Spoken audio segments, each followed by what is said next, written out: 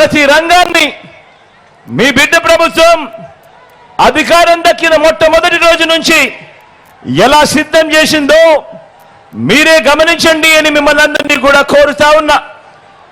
చరిత్రలో ఎన్నడూ కూడా జరగని విధంగా అనేక మార్పులకు ఎలా శ్రీకారం చుట్టామో మీరే గమనించమని కోరుతా ఉన్నా.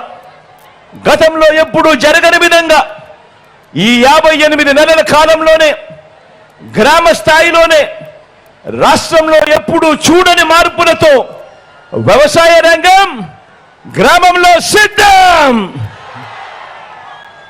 ఈ 58 నెలల్లోనే ఈ 58 నెలల కాలంలోనే విద్యా రంగంలో విప్లవాత్మక మార్పులతో మన గవర్నమెంట్ బడి సిద్ధం. ఈ 58 నెలల కాలంలోనే గ్రామ స్థాయి నుంచి వైద్య ఆరోగ్య రంగంలో అనేక విప్లవాలతో గవర్నమెంట్ ఆసుపత్రి సిద్ధం.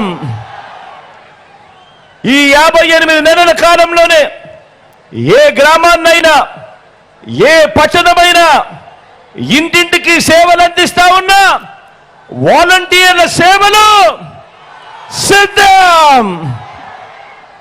ఈ 58 నెలల కాలంలోనే ఏకంగా 1,35,000 మంది శాశ్వత ఉద్యోగాలతో మన చెల్లెమ్మలు మన తమ్ముళ్ళు ప్రతి 2,000 జనాభాకు దాదాపు 600 రకాల సేవలు అందిస్తూ మన గ్రామాలలోనే గ్రామ సచివాలయాల్లోనే సిద్ధం.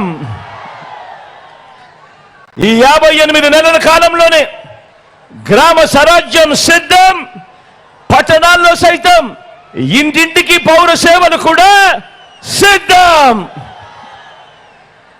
దేశ చరిత్రలో తొలిసారిగా ఈ 58 నెలల కాలంలో ఎక్కడా కూడా లంచాలు లేకుండా ఎక్కడా కూడా వివక్ష లేకుండా ఏకంగా 2,70,000 కోట్ల రూపాయలు, మళ్ళీ చెప్తా ఉన్నా ఏకంగా 2,70,000 కోట్ల రూపాయలు ప్రతి ఇంటికి డోర్ డెలివరీ చేసిన ప్రభుత్వ వ్యవస్థ సిద్ధం.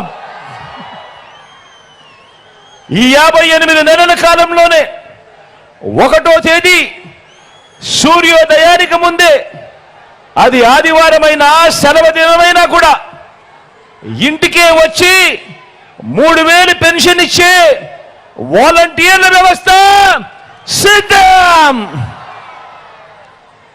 ఇది మీ బిడ్డ ప్రభుత్వం సమాజాన్ని సిద్ధం చేసిన తీరు.